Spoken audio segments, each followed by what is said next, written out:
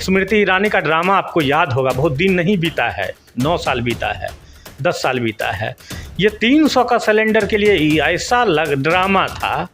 आज 1300 में public cylinder खरीद रही है। आज सरकार महंगाई पर नहीं बात कर रही है, बेरोजगारी पर बात नहीं कर रही है, भ्रष्टाचार पर बात नहीं कर रही है। मैं आम जनता को सतर्क रहने के लिए बोल रहे हैं कि ये दंगा भी करवा सकता है।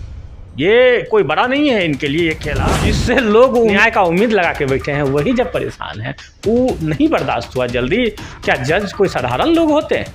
पढ़े लिखे विद्वान होते हैं। जब उनका आत्मा पर वार किया जाता है, आत्मा को लहूलुहान ज़बरदस्ती जजमेंट कराया जाता है, तब इस तरह की घटना हो। और जहाँ तक हम बार बार बोल रहे हैं कि 400 सीट इंडिया को आएगा, इन लोगों को 10% लीडर ऑफ ओपोजिशन का भी पद नहीं मिल पाएगा। अभी हमारे सामने हैं राजद के प्रधान सचिव अभिराम सिंह, इनसे बात करते हैं।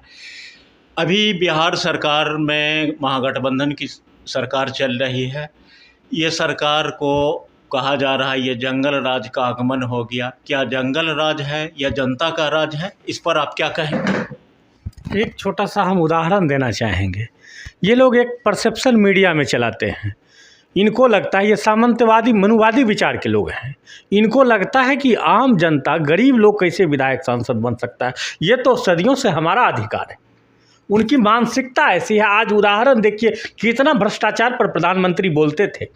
हमको सीन याद आता है, हम तो सपना देखने वाला लोग हैं कि एक छवि बनाया गया अजीत पवार जी का, भ्रष्टाचारी 80,000 करोड़ का घोटाला, बड़ा रावण का शकल। अरे भाजपा का कौन सा कुंड है जिसमें नहा के निकाला तो तिलक चंदन और लगा करके उप मुख्यमंत्री बन गया? मतलब हास्यास्पद लगता है। आम जनता सब कुछ समझ रही है। आज के डेट में कोई मूर्ख नहीं है, सब लोग समझ रहा है कि आप जो ये दुमुहापन वाला काम करते हैं, एक तरफ कहते हैं कि ना भ्रष्टाचार पर हम जीरो टॉलरेंस। अमित शाह जी कहते थे कि नहीं, हमारी जो नरेंद्र मोदी की सरकार है वो भ्रष्टाचार पर जीरो टॉलरेंस रखता है। महाराष्ट्र में आप कल कह रहे हैं 80 करोड़ का घोटालावाद, आज क्या हो गया? ये डराने का काम कर रही है। जो केंद्र की सरकार है, अपने जो अमले हैं, CBI, ED, इनकम टैक्स, इस सब का इस्तेमाल करके डराने का काम कर रही है। और जो इनके साथ जाते हैं वो पुन्नी प्रतापी हैं, बाकी सब जंगल राज भ्रष्टाचारी, वो सब बाकी हैं। महंगाई बढ़ती, बेतहाशा महंगाई पर क्या कहेंगे? अभी जो इतनी बड़ी महंगाई बढ़ रही, सब्जी से लेकर सारे सामानों में महंगाई आम जनों के लिए परेशानी का सबब बना, इस पर आप क्या कहेंगे? जी, ये बहुत ही अच्छा मुद्दा है। चूँकि हम तो धरती पर ज़मीन पर रहते हैं, लोगों से बात होती है हमारी। मैं आम आवाम को ये याद होगा ड्रामा, स्मृति ईरानी का ड्रामा आपको याद होगा, बहुत दिन नहीं बीता है, 9 साल बीता है, 10 साल बीता है। ये 300 का सिलेंडर के लिए ऐसा ड्रामा था।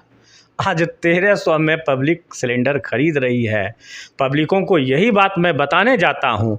लेकिन ये जो एक पार्टी है, मनुवादी पार्टी, सामंतवादी पार्टी, सांप्रदायिक पार्टी, वो जानबूझ के हिंदू, मुसलमान, पाकिस्तान इसमें उलझा करके आज सरकार महंगाई पर नहीं बात कर रही है, बेरोजगारी पर बात नहीं कर रही है, भ्रष्टाचार पर बात नहीं कर रही है। मैं आम जनता को सतर्क रहने के लिए बोल रहे हैं कि ये दंगा भी करवा सकता है। ये कोई बड़ा नहीं है इनके लिए ये खेला। और जो महंगाई की आप बात बोल रही हैं, पेट्रोल जब ये 14 में शासन में आया था तो लगभग मोदी जी को उम्र के बराबर था, अब दुगुना हो जाएगा। ये चुनाव होते होते अभी 107-8 चल रहा है भाई साहब। ये चुनाव आते आते ये मोदी जी का उम्र का दुगुना पेट्रोल का दाम हो जाएगा।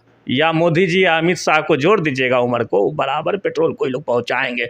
आम जनता ये तर्क देती है, हम लोग बात करते हैं, लोगों को जागरूक करते हैं, तो कहता है बोलो अब पेट्रोल के भाव घट जाते, कि घटेगा नहीं, लेकिन 150 नहीं जाएगा। अगर महागठबंधन की सरकार बनती है, इंडिया की सरकार बनती है, तो ये जो बेतहाशा वृद्धि हो रहा है, सच बात है कि वो नहीं वापस जाएगा। लेकिन वो इस रफ्तार में, आप इतिहास देखिए, जब जब भाजपा आई है महंगाई लाई। अभी जो चुनाव होने, लोकसभा का चुनाव 24 में होगा, ये 24 का चुनाव बहुत ही अहम माना जा रहा है। इस चुनाव पर आप क्या महागठबंधन NDA जो है, NDA ये चुनाव जो है हम तो बार बार कहते हैं, कई बार कह चुके हैं कि ये चुनाव एनडीए वर्सेस आम जनता के बीच होने जा रहा है। अगर आम जनता इस बार सतर्क नहीं होगी तो संविधान को कुचल दिया जाएगा। कभी ऐसा इतिहास में आपने नहीं सुना होगा कि सुप्रीम कोर्ट के 5-5 न्यायाधीश, अब जिससे लोग न्याय का उम्मीद लगा के बैठे हैं, वही जब परेशान है, वो नहीं बर्दाश्त हुआ जल्दी। क्या जज कोई साधारण लोग होते हैं? पढ़े लिखे विद्वान होते हैं। जब उनका आत्मा पर वार किया जाता है, आत्मा को लहूलुहान ज़बरदस्ती जजमेंट कराया जाता है, तब इस तरह की घटना होती है। ये तो सब लोग जानता है। और जहाँ तक हम बार बार बोल रहे हैं कि 400 सीट इंडिया को आएगा, इन लोगों को 10% लीडर ऑफ ओपोजिशन का भी पद नहीं मिल पाएगा। क्या इंडिया जो अभी नए गठबंधन का नाम इंडिया बना है, क्या इसका नेता कौन होगा, क्या लगता है? ये हम लोग कई बार ऐसा चुनाव हुआ है। आप लोगों को भाई साहब याद होगा 2004 का चुनाव। 2004 का चुनाव में इतना फील गुड कर रहे थे और जनता ने फील बैड कराया। कोई हमारा नेता नहीं था, हम लोग मिल के चुनाव लड़े थे। और फिर बाद में आम सहमति से मनमोहन सिंह जैसे विद्वान लोग प्रधानमंत्री बने और देश में कितनी महंगाई पर अंकुश था, सारा चीज़ कम था।